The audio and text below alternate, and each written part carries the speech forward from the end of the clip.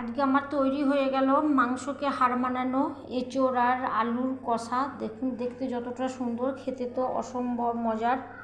অবশ্যই একবার আমি যেভাবে রান্না করছি এভাবে ট্রাই করে দেখবেন কেমন লাগে, আর কমেন্টে আমাকে জানাবেন। আর প্রথম থেকে শেষ পর্যন্ত অবশ্যই দেখবেন। প্লিজ প্লিজ সবাই আমাকে সাপোর্ট করুন। সবাই ভালো থাকুন আর সুস্থ থাকুন। রূপা রান্নাঘরের সঙ্গে থাকুন। আজকের মতো আসি। আল্লাহ হাফিজ। আসসালামু আলাইকুম। রূপা রান্নাঘরে সবাইকে জানাই স্বাগত। আজকে আমি রান্না করব এঁচোড় কষা। প্রথমে আমি এখানে একটা কুচি এঁচোড় নিয়েছি, মাংসর মতো কষা কষা করব। আমি প্রথমে বটির মধ্যে একটু তেল লাগিয়ে নিয়েছি। এঁচোড়ের আটা থাকে, বটিতে লেগে যেতে পারে, হাতেও লেগে যেতে পারে, সেজন্য আমি হাতে দুই তালুতে ভালো করে তেলটাকে লাগিয়ে নিচ্ছি যাতে আটাটা না লাগে। এবার আমি এঁচোড়টাকে কেটে নিচ্ছি। আমি দুই ভাগে ভাগ করে নিয়েছি। দেখুন, এঁচোড়ের মধ্যে প্রচুর আটা থাকে, আটাটা যাতে লেগে না যায় সেজন্য তলে আমি একটা প্লাস্টিক দিয়ে দিয়েছি। আটাটাকে ভালো করে বের করে নিচ্ছি, নিচে আটাটা লেগে যেতে পারে সেই জন্য। এবার আমি ছিলে পিস পিস করে কেটে নেব। এঁচোড় ছেলা হয়ে গেছে, আমি খুব সুন্দর করে ছিলে নিয়েছি, খোসাগুলোকে ফেলে দিয়েছি। এবার এঁচোড়ের উপরে যে বুকের উপরে যে শিরাটা থাকে, যে সিটটা থাকে, সেটাকে আমি এভাবে কেটে ফেলে দিচ্ছি। এটা সেদ্ধ হবে না, এটা খেতেও ভালো লাগবে না, এটা খেলে হজমও হয় না, সেজন্য আমি এটাকে ফেলে দিলাম চেঁচে। এইভাবে পিস পিস করে আমি মাংসর মতো করে টুকরো করে নিচ্ছি। এভাবে মাংসর মতো আমি টুকরো করে নিলাম খুব সুন্দর করে। জলের মধ্যে ফেলে দিচ্ছি। একটা বাটিতে আমি জল নিয়েছি, জলের মধ্যে ফেলে দিচ্ছি যাতে কালো না হয়ে যায়। আমি এইভাবে সবগুলোকে কেটে নেব। আমার এঁচোড় কাটা হয়ে গেছে, আমি খুব সুন্দর করে কেটে নিয়েছি, একটু জলের মধ্যে দিয়ে রেখেছি। এটাকে আমি ভালো করে ধুয়ে পরিষ্কার করে নেব। এবার গ্যাসের মধ্যে একটা কড়াই বসিয়ে দিয়েছি। এবার দিয়ে দিচ্ছি পরিমাণ মতো সরিষার তেল।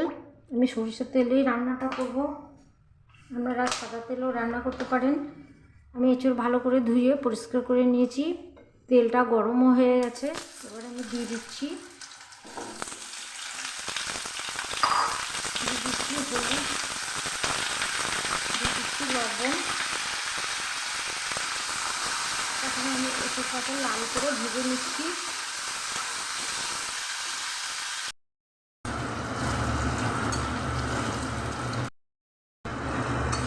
আমি এঁচোড়টা ভাজার সময় গ্যাসের ফ্লেমটাকে মিডিয়ামে রেখেছি, হাই ফ্লেমে ভাজিনি। হাই ফ্লেমে ভাজলে তাড়াতাড়ি লাল হয়ে যাবে, ভাজাটাও ঠিক হবে না, এঁচোড়টা টেস্ট হবে না। যখনই এঁচোড়টা ভাজবেন গ্যাসের ফ্লেমটাকে মিডিয়াম করে দেবেন। এবার আমার এঁচোড়ের কালারটা চলে এসছে, আমি আরেকটু ভেজে নেব। এবার আমার এঁচোড় ভাজা হয়ে গেছে। এঁচোড়ের কালারটাও কত সুন্দর ব্রাউন কালার চলে এসছে, লাল লাল, দেখুন দেখতে কত ভালো লাগছে। এবার আমি একটা বাটির মধ্যে তুলে নিচ্ছি।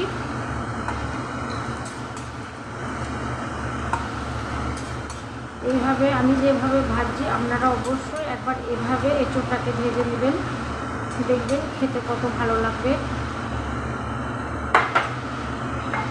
আমি এখানে দুটো আলু নিয়েছি, আলুকে আমি এইভাবে ডুমো ডুমো করে কেটে নিয়েছি। এবার আমি এই তেলের মধ্যেই দিয়ে দিচ্ছি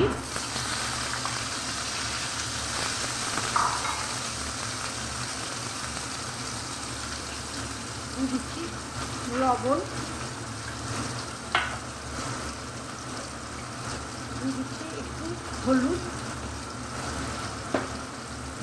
আলু আমি লাল করে ভেজে নেব। তখন থেকে ভিডিওটা শেষ পর্যন্ত দেখবেন, পুরো ভিডিওটা দেখার অনুরোধ রইল। মাঝে স্কিপ করবেন না প্লিজ, একটু কমেন্ট করে ছেড়ে দেবেন না। অনেকে কমেন্ট করছেন, কমেন্ট করে ছেড়ে দিচ্ছেন, পুরো ভিডিওটা দেখছেন না। প্রথম থেকে শেষ পর্যন্ত ভিডিওটা দেখার অনুরোধ রইল।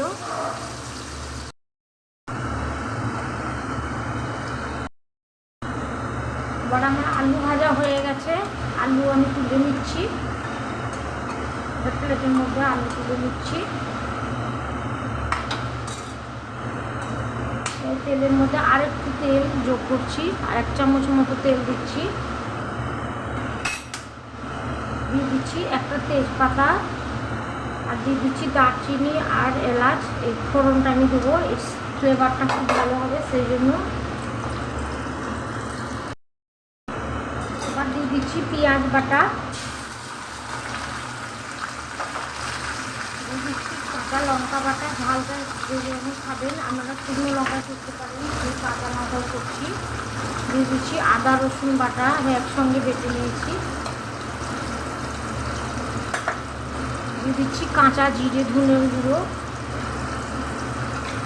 দিয়ে দিচ্ছি হলুদ গুঁড়ো। মশলাটা আমি ভালো করে কষে নিচ্ছি। দিয়ে দিচ্ছি একটা টমেটো দিয়ে আমি আর একটু ভালো করে মশলাটাকে কষে নেব। মশলা কষা হয়ে গেছে, মশলা থেকে তেল ছেড়ে দিয়েছে। এবার আমি দিয়ে দিচ্ছি ভেজে রাখা এঁচোড়,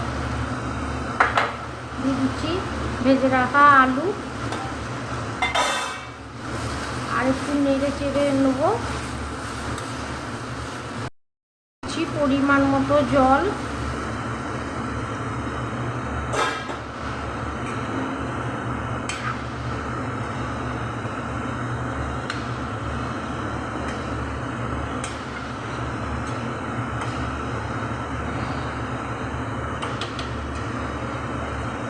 দিচ্ছি আর একটু লবণ। আগে আমার এঁচোড় আলুতে লবণ দেওয়া আছে, লবণটা দেখে বুঝেই দিবেন।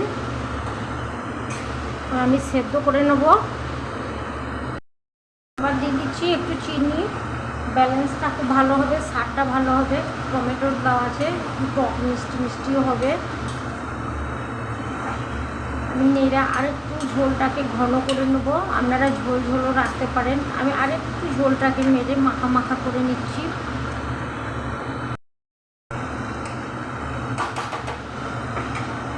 এবার আমি দিয়ে দিচ্ছি ছোট এলাচ, দারচিনি আর লবঙ্গ, আর খেতে করে ওপরে ছড়িয়ে দিচ্ছি। দিয়ে দিচ্ছি ধনে পাতা কুচি,